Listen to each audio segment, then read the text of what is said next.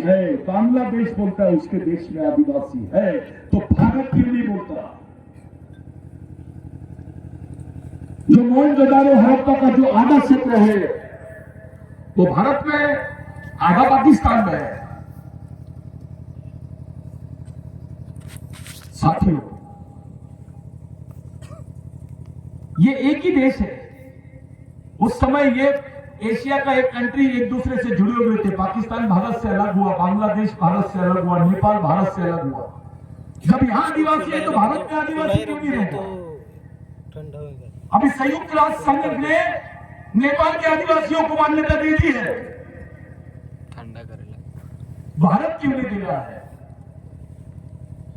क्योंकि भारत हिंदू राष्ट्र की संकल्पना को मानता है, सिंधु राष्ट्र की संकल्पना को नहीं मानता है। अरे सिंधु संस्कृति भारत की सबसे प्राचीन संस्कृति थी, है और रहेगी। भारत का मानव शास्त्र बोलता है, एंथ्रोपोलॉजी बोलती है कि भारत में भगवान पैदा नहीं हुए थे तब से आदिवासी रहता है।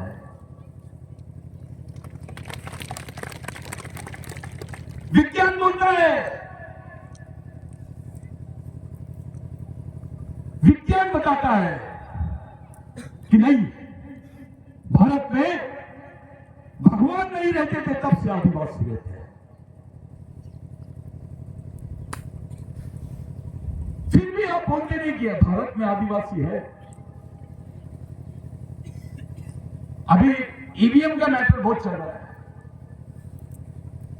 ईवीएम में गड़बड़ी हो गई, सब लोग पकड़ लिए। जिस गांव में 1600 वोट है वहां पर 2300 वोट मिले।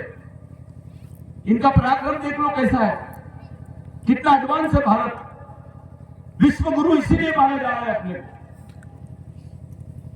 कि जहां 2300 वोट है वहां 3400 4300 वोट पड़ते हैं। आपको मालूम भी नहीं आपका वोट किधर चले गया। और जो इलेक्शन कमिश्नर है वो चुप, और धीरे से बोलते हैं। फिर ये लोग सुप्रीम कोर्ट को नहीं मानते। कौन बोल रहा है, थोड़ा सा ध्यान में रखो, मैं जो बोलना चाहता हूं। ये सुप्रीम कोर्ट को नहीं मानते। सुप्रीम कोर्ट ने ईवीएम के बारे में साफ बोल दिया है कि जो जीतता है वो ईवीएम को अच्छा बोलता है, जो हारता है वो ईवीएम में गड़बड़ी करता है। ऐसा सुप्रीम कोर्ट बोलता है। और सुप्रीम कोर्ट जो बोलता है वो सही बोल रहा है, इसलिए सुप्रीम कोर्ट की बात को मानना चाहिए। हम भी मानते हैं, हम सुप्रीम कोर्ट से भी सर्वोच्च भारत के संविधान को मानते हैं। उसको सुप्रीम बोलते हैं, supreme law. Constitution is a supreme law, यानी सर्वोच्च कानून, यानी सरकार है, सुप्रीम कोर्ट नहीं है। इसी सुप्रीम कोर्ट ने 2010 में बोला, नंदा भाई भीम की केस में जिसको बिरसा ब्रिगेड नहीं लड़ा है, उस लड़ाई को जीते भी है। सुप्रीम कोर्ट ने जजमेंट दिया कि आदिवासी इस देश का मूल मालिक है, वो इसको, ये प्रथम नागरिक है, इसको मूल निवासी होने का सम्मान मिलना ही चाहिए। सुप्रीम कोर्ट ने बोला। भारत सरकार क्यों नहीं मान रही? ईवीएम की बात को बराबर मानते हैं, आदिवासी की बात को क्यों नहीं मानते? ईवीएम की बात को क्यों नहीं मानते? ईवीएम की बात मंजूर है, इलेक्ट्रॉनिक वोटिंग मशीन, उसकी बात को आप मान रहे हो, उस पर सुप्रीम कोर्ट की बात को मान रहे हो। ईवीएम आदिवासी विचार मंच, उसकी बात को नहीं मान रहे आप। यानी सुप्रीम कोर्ट का सम्मान आपको कौन से माध्यम से करना है, कौन से इश्यू पे करना है, ये आप तय करोगे।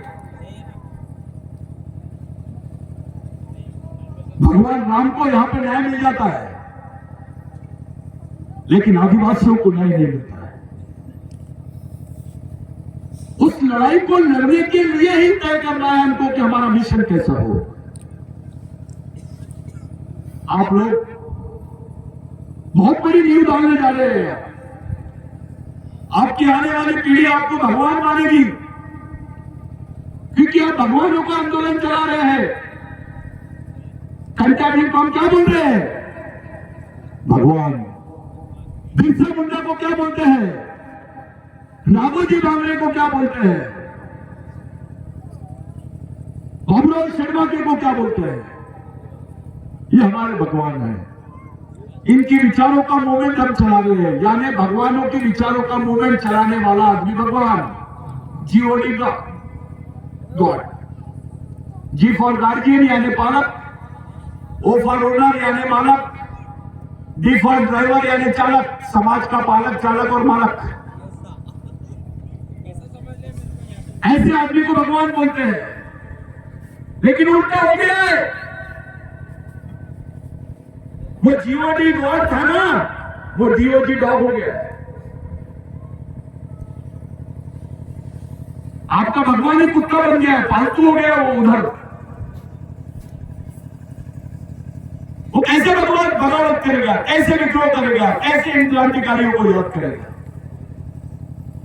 व्यवहारिक रूप से आप उनके पालतू हो सकते हैं साथियों, लेकिन विचारों से आप किसी की पालतू मत बनो।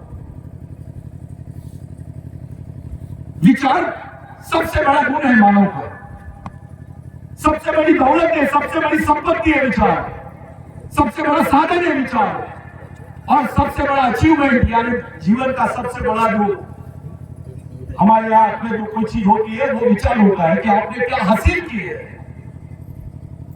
आपकी संपत्ति खत्म हो सकती है, आप कर सकते हो, आपकी संपत्ति के साथ आपको भूल जाएंगे लोग,